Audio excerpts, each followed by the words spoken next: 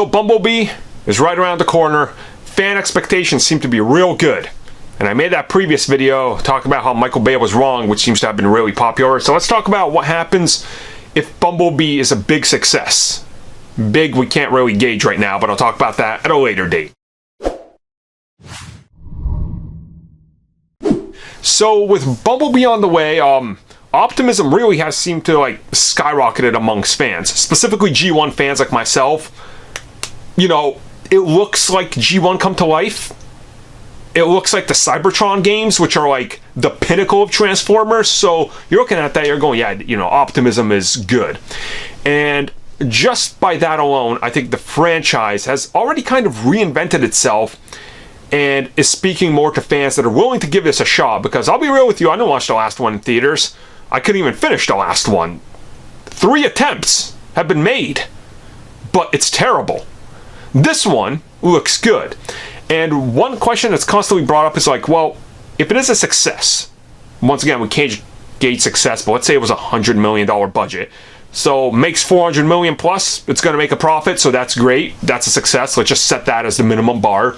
It has only upwards to go, right?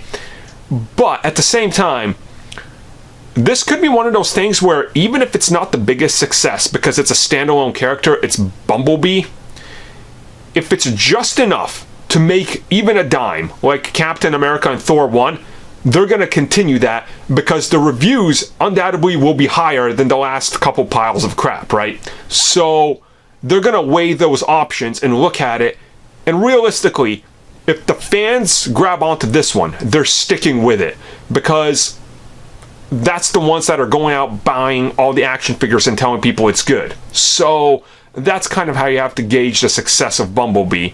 And the way I look at it is, if it can just come out and make that profit, you're probably going to get a sequel. Prime standalone has been teased. That would be awesome. They're probably completely scrapped the version they had in development anyway, because I was supposed to be post whatever the last movie was. So it's looking good. The future looks really good. But as I tell you guys, you have to vote with the wallet and the money. So when the movie comes out, if it looks good, do not wait for digital or anything. Go see the movie, because that's going to dictate if they're going to go back to exploding bug monster amnesia, or if they're going to let a fan of Transformers keep doing the franchise. Now, I know which one I want, but there's always those other ones, and we don't want what they want.